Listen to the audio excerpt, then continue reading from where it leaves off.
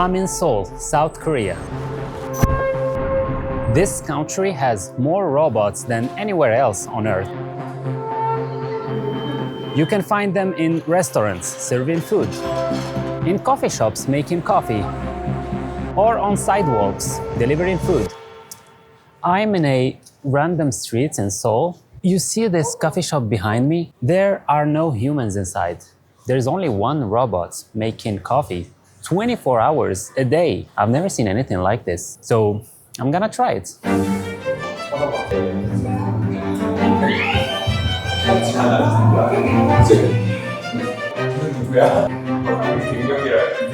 Thank you. Look, I didn't come to Korea to talk about robots, but since I got here, that's all I can think about. So I've spent a week here in South Korea to try to understand why there are so many robots in South Korea. And the answer comes down to this chart. When you understand it, you'll understand why other countries should be paying attention. Government, takes these issues very seriously. This is a story of how South Korea got obsessed with robots. South Korea is now the most robotized country in the world. Highest robot density in the world. Robots like this are becoming more and more integrated into our daily lives. Rosie cooks, she cleans, and she still finds time to play ball.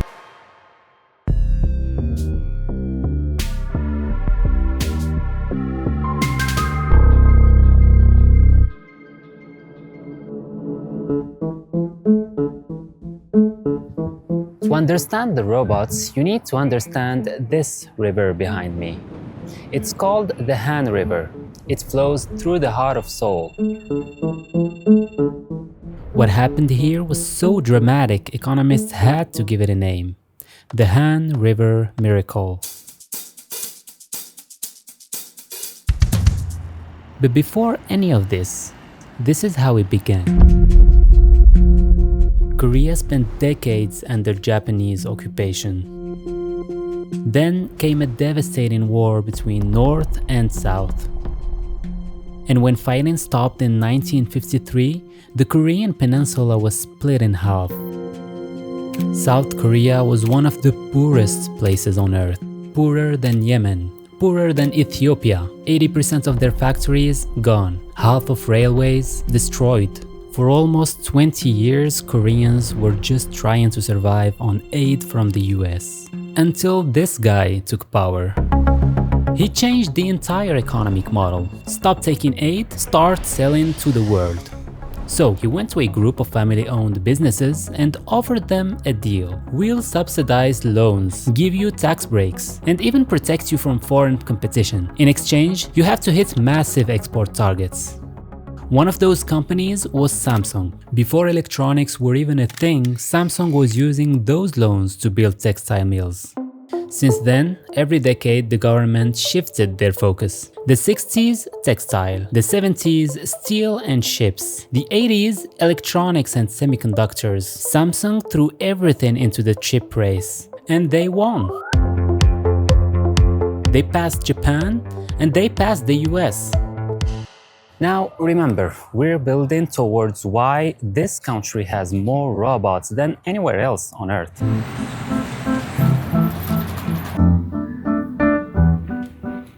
While the government was funding factories, they were also funding mines. The results were impressive. Literacy jumped from 22% to 96% 13 years later. They poured billions into universities like this one behind me. This is the Seoul National University. And it totally worked. Look at this chart. This is South Korea's GDP growth. It was consistently hovering near 9%, even breaking 14% twice. For context, this is how the US GDP growth looked like during the same period. South Korea wasn't just growing, they were sprinting. That speed, it's baked into the culture now. It's called pali-pali, which literally means hurry, hurry, because everything has to be fast. 안녕하세요. For decades, the government protected these family-owned businesses. Today they are called chaebols, which means wealth clan. The big four are Samsung, LG, Hyundai, and SK. And they're so powerful that the entire economy is closely linked to their performance. Samsung alone represents 13% of the entire Korean GDP. To put that in perspective, Apple, the most valuable company in the US, represents only 1% of the US GDP. Okay, so that's how South Korea became a high-tech powerhouse. And before we get to the why they are betting on robots, let me clarify something. Because these robots take different forms. You get the massive arms in car factories and the little bodies on wheels in restaurants. But the one that makes all the headlines are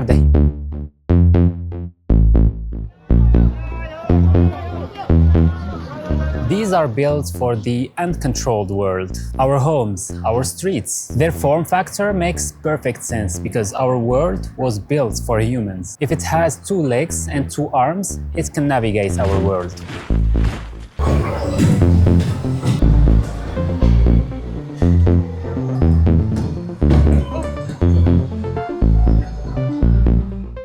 You can actually buy one of these. This one costs 31 million Korean won.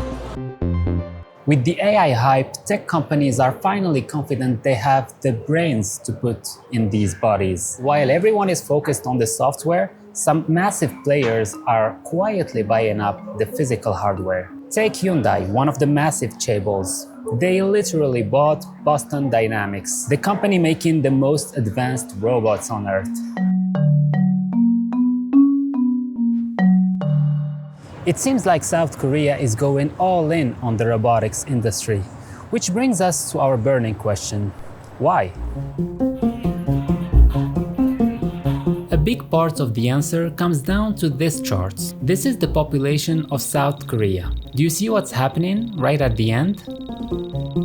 Actually, you know what? Let's look at a scarier chart. This is the fertility rate, the average number of births per woman. Koreans used to have 6 children back in the 60s. Today, this number dropped to an alarming rate, below 1. This is a huge deal because of this red line right here, at 2.1. It's called the replacement line. If a country is below this line, its population doesn't just age, it actively shrinks. Now, declining fertility rates is a global problem, as you can see. But South Korea, they have the lowest rates in the world. They've been living below this red line for more than 30 years. And that means that the young adults, who were supposed to be working in factories, restaurants, and coffee shops, today literally don't exist. South Korea suffers from labor shortage. For example, when I was staying in my hotel room, I asked for a bottle of water. And guess what? A robot delivers it.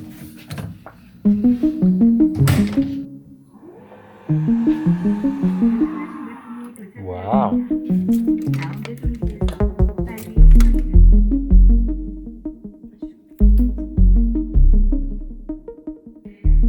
When I asked why, they said they didn't have enough people at night. Is this useful? After 10 p.m. Okay. After 10 p.m. they will only have 2 steps per night. And this is about to get worse. This is the dependency ratio, and it's exactly what it sounds like. How many people in a country are dependent? In other words, too young or too old to work, compared to the people who actually can. Today it sits at around 40%. It means that roughly each old age or child is supported by 2 adults and a half. That's manageable. Now watch what happens. By 2060 it blows past 100. That means there are officially more dependents than workers. This isn't a slow decline. Korea is the fastest aging society in human history. By 2070 nearly half of all Koreans will be 65 or older. The average person will be retirement age. And by the way, this is all reported by the South Korea's National Statistical Office in this document. Okay, so there simply won't be enough humans to do the jobs. Korea had to find a way to fill the gap. They're counting on robots, which brings us to reason number 2. This is where the government steps in, and if you've been paying attention, you'll recognize the playbook. They did it with textile, then steel, then electronics. Today, the focus is robotics. They're on their 4th National Master Plan for Robotics. The goal? Get robots out of the factories and into the streets. Korean government has two pillars for the robotics industry. One of them is for the manufacturing sectors, and the other sector is we call it AI robot. That's Sang-ho Lee. He was the head of AI and robotics at KT, one of the largest telecommunications companies in Korea. Government tried to spend lots of money for restaurant and hotel to purchase that kind of service robot as much as they can. Government put many subsidy. By 2030, the government wants over 1 million robots in everyday service. They want the K-robot to be as globally dominant as K-pop and K-dramas. But that raises a massive question. How do you convince small, struggling restaurant owners to buy an expensive robot? Because let's be real, these things are not cheap. A serving robot like this LG model costs $18,000. Well, the real game changer is leasing. It turns out a restaurant in Korea can actually rent a serving robot. If you go to the big restaurants, probably you can see more than 2 or 3 serving robots there. Compare that to a human. The minimum wage in Korea is around $1,500 a month. The economic value to use multiple serving robots is much cheaper than the labor cost. The robot is practically 5 times cheaper. For a small business facing labor shortage, this is a lifeline. Now, there's an irony behind this. Stick with me, I'll get to that. At this stage, I was wondering, if South Korea is proving that robots work, why isn't the rest of the world doing the same? Well, if you look closely, it comes down to 2 real roadblocks. One is culture. In the West, the most famous robot movie is The Terminator. This weapon will be called the Terminator. Our first instinct is usually, are these things going to kill us? You're dead, honey. But in Korean and Asian pop culture, robots are usually the heroes. They're helpful, they're friendly, people just like them.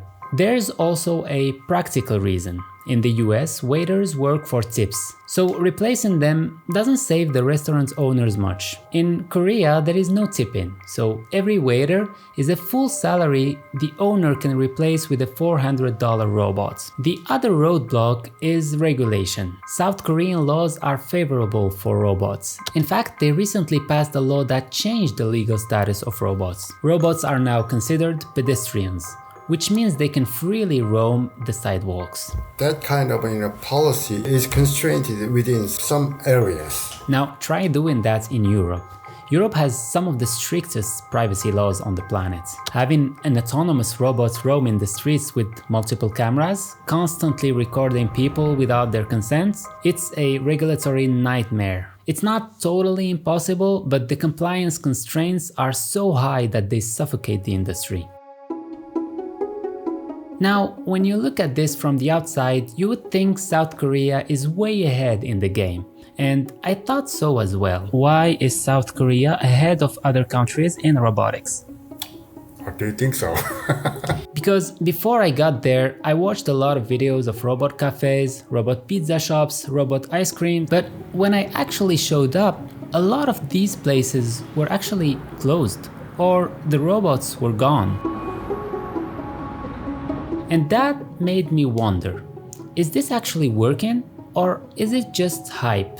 The service robot used to in restaurants and hotels, their growth rate a little bit slowing down because some of Korean big companies they pulled over from that business area. Now almost they gave up. But this is not only limited to the serving robots. Outdoor delivery robot in Korea is not common yet because of the technical issues.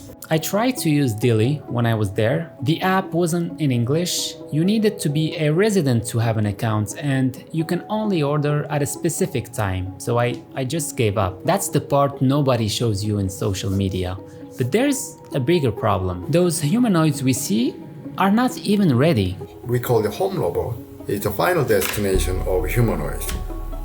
It will not happen, decades. I think so. They're not safe.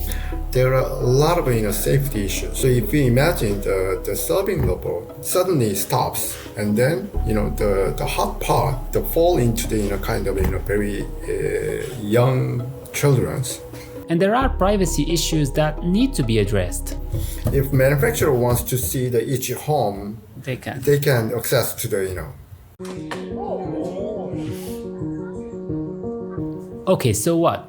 What do we actually take away from this? Here is what I thought before I came to Korea. I thought that this country was winning the robot race. Here is what I think now.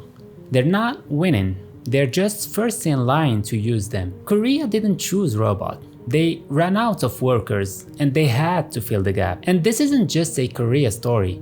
Every Asian country is on the same curve. Japan, Italy, Germany, Spain, China, and eventually the US. All of them are heading exactly where Korea is now, just 10 or 20 years behind. Now remember that irony I teased earlier? Here it is. Korea's national plan is to put 1 million robots in everyday service by 2030. While Korea was busy deploying, China was quietly building the factories that make the robots. Compared with China, Korea is much behind that.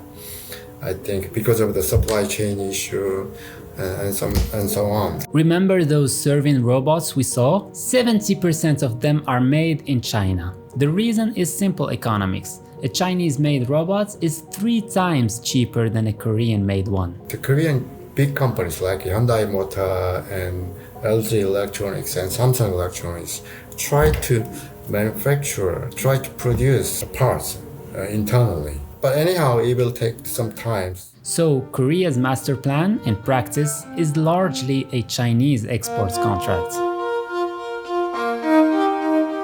And this isn't unique to robots, it's a pattern. We've seen it with solar panels, EV batteries, lithium refining. Same story every time. A wealthy country needed the technology first, they built the demand, and while everyone was watching them deploy, China was quietly building the factories that supplied the world. One day every other country woke up needing the same thing, and China was the only one who can provide it. That's where robots are heading. The takeaway here is that the country that wins this race isn't the one that deploys first. It's the one everyone else has to buy from. Korea isn't ahead in the robot race. They're just first to need it.